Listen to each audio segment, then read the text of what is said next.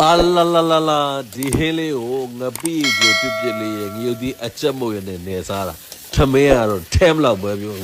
Minglaba, the hele chapo drago, Saye Puye, Gasoyo, Neo, Chuira, Tuye, Apiabaya, so in, Liga lo Chula, Alabaya, Janet by go a shit. Memale, where be ma, a new lady, July Bare,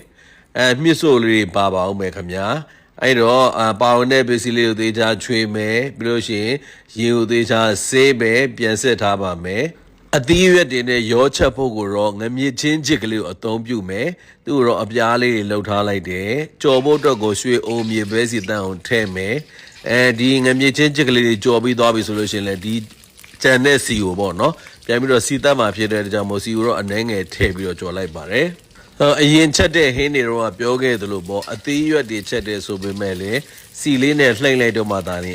သူ့အရွက်တွေကလည်းဣပြီးတော့စားတဲ့အခါမှာအရန်ကိုစားလို့ကောင်းတာပေါ့နော်စီနဲသွားပြီးတော့ဒီတိုင်းပြစ်ထည့်လိုက်မယ်ဆိုလို့ရှိရင်လည်းအသေးရွက်ကခက်ကြမ်းကြမ်းနဲ့တိတ်စားလို့မကောင်းဘူးအဲ့တော့နိုင်စီတက်ဖို့အတွက်ကတော့ကြက်သွန်ဖြူရဲ့ကြက်သွန်အနီရဲ့ငြိုသီးအစိမ်းမွေရပဲဖြစ်ပါတယ်ပြီးရင်တော့ငါးငံပြိုင်လေးကိုထည့်မယ်ထည့်ပြီးတော့ငါးငံပြိုင်လေးပါမှုေးလောင်စီတက်လိုက်မယ်ငရုတ်သီးစိမ်းလေးတွေပါထည့်ပြီးတော့မှစီတက်မယ်ပြီးရင်တော့စောစောအစင်သင့်တင်ထားတဲ့အရွက်တွေရဲ့အသီးတွေရဲ့ပြီးလို့ရှိရင်အခြေအရသာအတွက်ကိုချင်မာရွက်ကိုခြေထားတာရှိပါတယ်အဲ့ဒါပါကိုလိုအပ်တဲ့လောက်ထည့်ပါမယ်အရသာတွေအတွက်ကိုတော့စားထည့်မယ်ပြီးရင်ငါးမှုတ်ထည့်ပါမယ်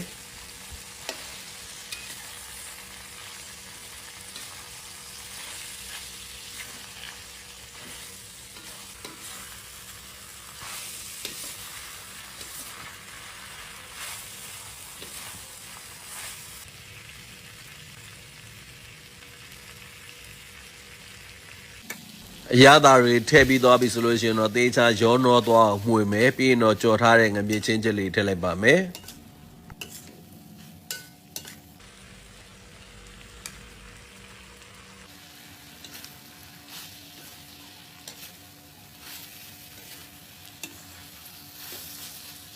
ပြီးရင်တော့ရေကိုတော့လိုအပ်တဲ့လောက်ထည့်လိုက်ပါမယ်